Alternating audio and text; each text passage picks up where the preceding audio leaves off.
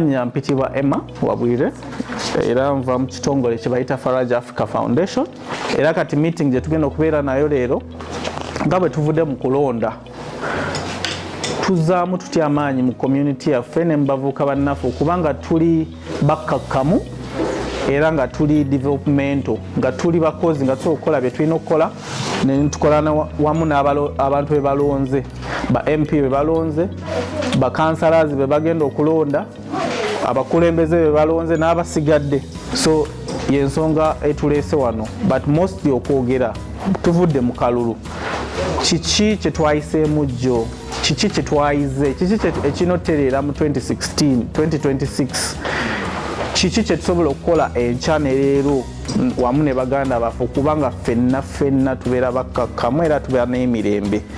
As young people, it's been a privilege that we have got such a platform where we can share as the young blood.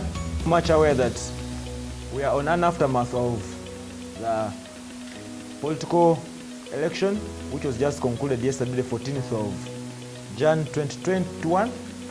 And as the young people, we need to shape the future of this country.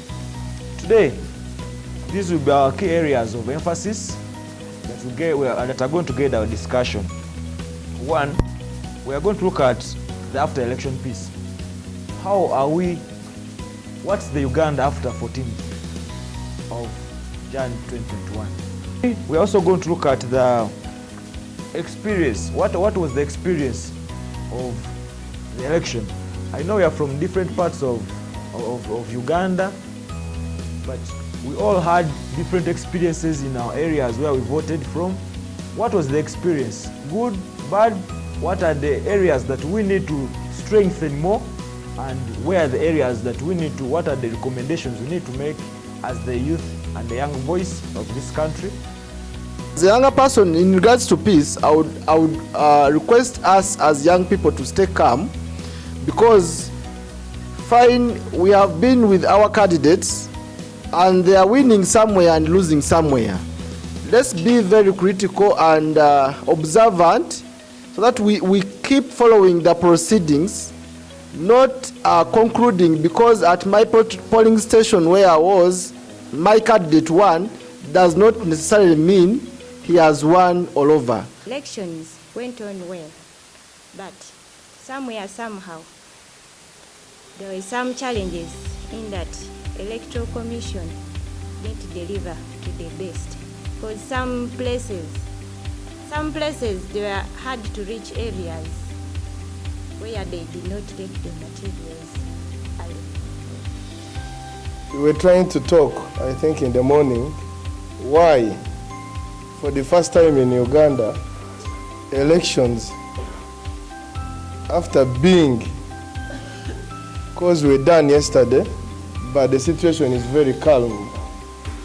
There is one big main reason which I even wanted to share with my colleagues, that the country is adopting very many things. We should agree.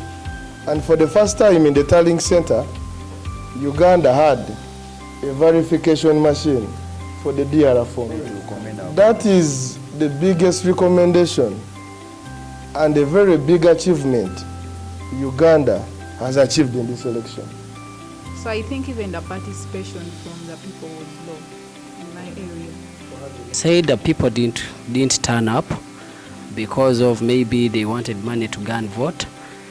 For the sake of my family, when I saw the deployment of police and the army, or the day before we had to vote, actually these people were moving, and that night before I had them singing the whole night.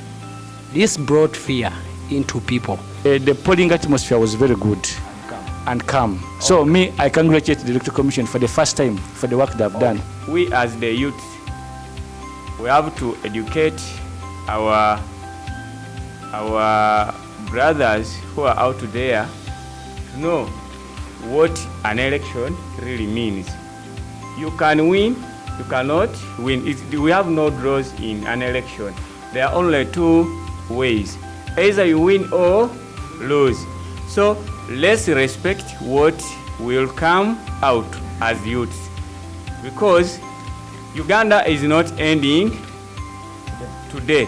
Let's take the results as they will, because we still have some chance of going back in the field. Let's not riot. There was a little bit of intimidation. It's where the police officer who was supposed to keep this there at that polling station. Era kati asazeewo ng'ali kutwala abalonzi wali mu kaboksi nti oyagala ani, lwakuba nti abantu baavadde so scared, so of course they had to vote the person in charge. To supplement on the police, in Manafa there were some polling stations where there were some agents who were trying to bribe some of the voters to come and, you know, vote for their candidates. As a role of the police, some of them were arrested, some of the agents. The House agree that the policies that the government has been making for us are not for us, because they can't be for us without us.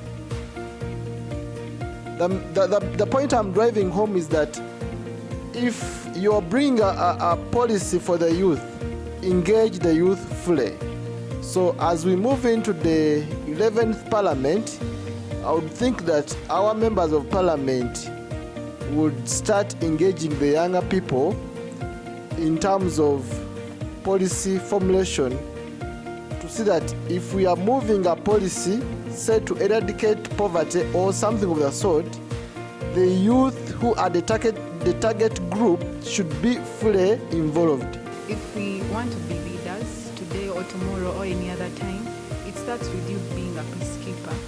And without the peace, I doubt if you'll ever make it.